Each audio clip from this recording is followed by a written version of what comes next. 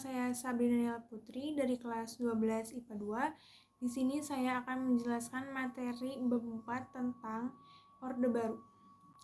Latar belakang terjadinya Orde Baru yaitu terjadinya G30S, lalu terjadi penculikan, dan PKI masyarakat marah menuntut pembubaran PKI Nasakom, dan Soekarno melalui sendiri. Terjadi banyak demonstrasi oleh Front Pancasila Kami, KAPI, KAPPI, dan KASI.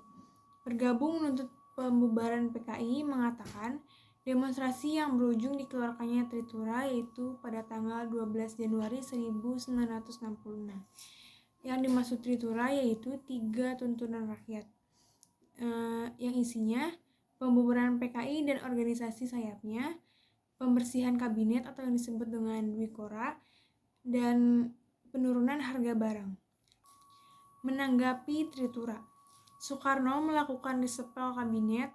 Wikora jadi kabinet 100 menteri, tidak ditanggapi oleh massa. Massa semakin marah dan terjadi pembentrokan. Di masa Orde Baru yaitu ada Super Semar yang didirikan pada tahun 1966 yang memerintahkan untuk mengembalikan kestabilan negara. Pada tanggal 11 Maret, pada saat sidang pelantikan 100 menteri, Soekarno lebih cepat meninggalkan sidang. Soekarno mengutus 3 perwira TNI AD yaitu Basuki Rahmat, Muhammad Yusuf, dan Amir Mahmud. 3 perwira mengusulkan agar memberi kewenangan kepada Soeharto untuk memulihkan situasi. Soekarno mengeluarkan Super Semar. Setelah dikeluarkan Super Semar, Soeharto langsung bertindak. 1. Melarang PKI atau organisasi sayapnya. 2.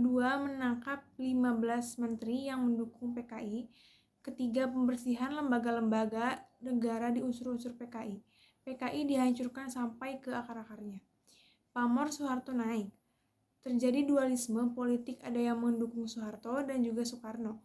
Kedua, ditolaknya LPJ Soekarno mengenai G30S kepada MPRS atau yang disebut dengan Nawa Aksara. Dan tanggal 20 Februari 1967, Soekarno mengundurkan diri dari jabatannya. Kondisi politik dalam negeri masa Orde Baru. Yang pertama ada kebijakan politik yang isinya ada pemilu yang didirikan pada tahun 1971 sampai 1997 yang isinya semua dimenangkan oleh Partai Golkar. Ada juga penyederhanaan partai politik yaitu ada PPP atau Partai Islam yang isinya ada NU, Parmusi, Perti, dan PSSI. Ada juga PDI atau non-Islam yang isinya ada PNI, Partai Katolik, Perkindo, Murba, dan IPKI. Di sini juga ada Golkar, penyatuan dari berbagai lapisan masyarakat non-partai atau dikeluarkan kebijakan, yaitu PNS wajib kebijakan, partai politik lain dilarang kampanye ke pelosok daerah, akhirnya bisa lama memenangkan pemilu. Lalu, dui fungsi atau yang disebut dengan ABRI atau TNI. Isinya menjaga keamanan dan pertahanan negara, sosial politik. ABRI masuk ke struktur politik Indonesia atau yang disebut dengan eksekutif atau legislatif. Ada juga pedoman penghayatan pengenalan Pancasila, penamaan paham bahwa Pancasila sebagai ideologi tunggal negara di Indonesia. Lalu lapisan masyarakat diberikan pemahaman mengenai ideologi Pancasila. Ada juga kebijakan politik luar negeri pada masa Orde Baru. Indonesia kembali masuk ke PBB pada tanggal 28 September 1966 karena pada saat Orde Lama, Indonesia keluar dari PBB pada tanggal 7 Agustus 1965 dengan alasan tingkatnya Malaysia sebagai DTT PBB.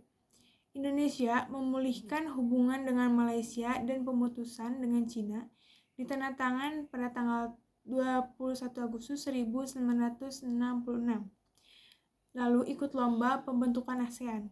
Tujuannya untuk meningkatkan kerjasama regional antara negara Asia Tenggara dan negara pendiri ASEAN, yaitu ada negara-negara ASEAN, 1. Indonesia, Thailand, Filipina, Singapura, dan Malaysia.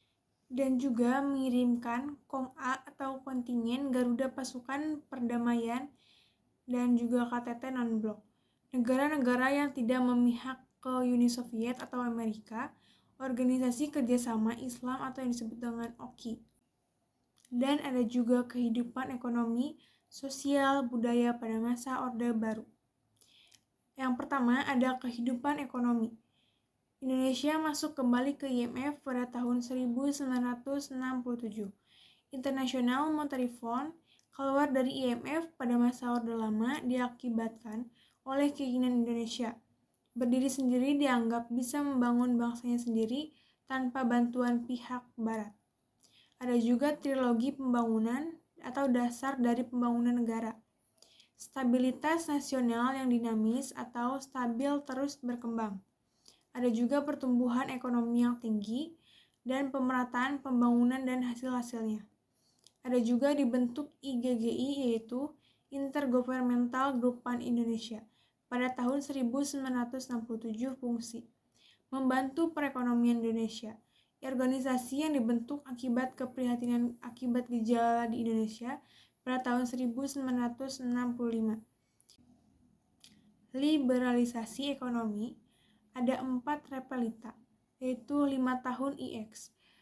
Yang pertama, repelita ke-1 pada tanggal 6 Juni 1968 sampai 28 Maret 1973. Difokuskan pada rehabilitas prasarana, investasi, dan pembangunan sektor pangan.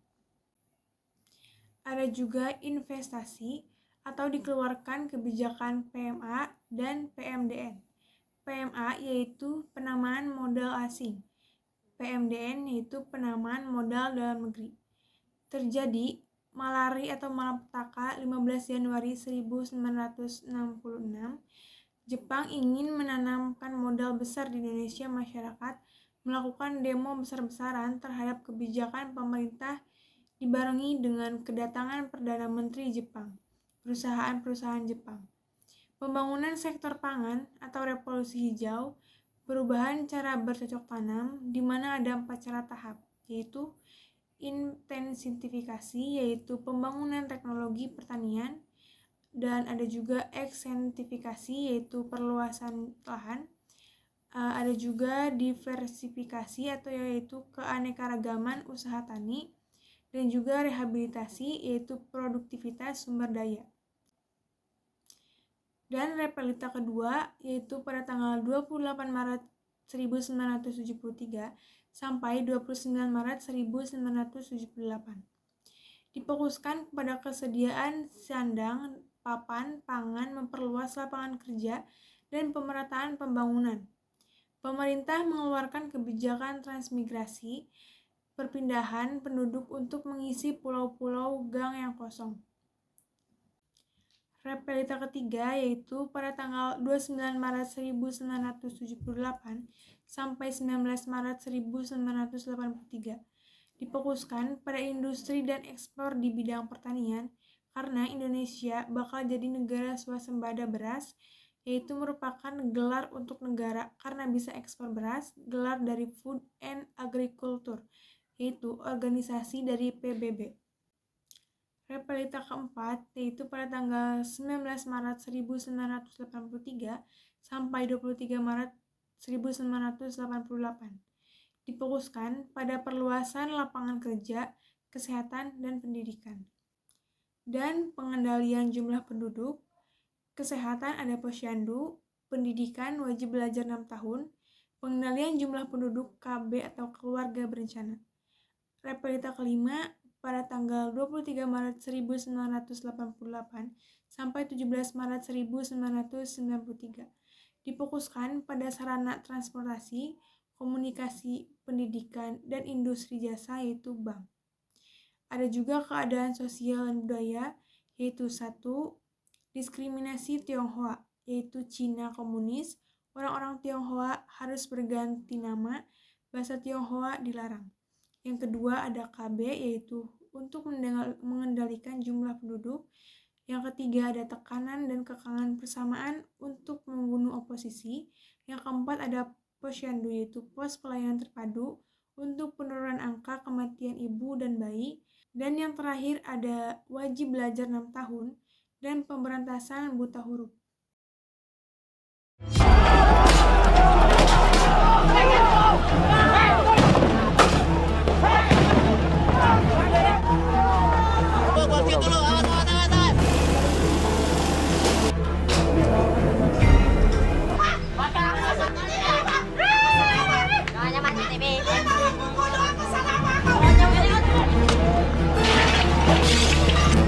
Saya memutuskan untuk menyatakan berhenti dari jabatan saya sebagai Presiden Republik Indonesia.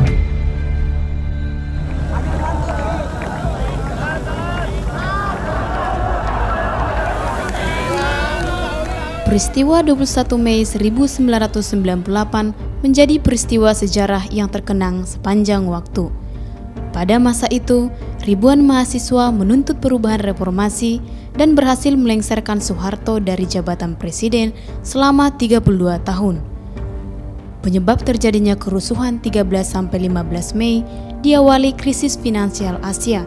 Sejak tahun 1997, kemarahan masyarakat kian memuncak setelah 4 mahasiswa Universitas Trisakti tewas ditembak oleh aparat saat demonstrasi berlangsung pada 12 Mei 1998. Satu hari setelahnya, kerusuhan di sejumlah kota di Indonesia tak terkendalikan. Sebagai bentuk pemberontakan, para mahasiswa Trisakti menggelar mimbar bebas untuk menyampaikan orasi dan tuntutan. Bukan cuma itu, massa mencegat mobil dan sepeda motor untuk kemudian merusak dan membakarnya. Di titik lain, sekelompok massa juga melakukan pembakaran SPBU di Jalan Kiai Tapa.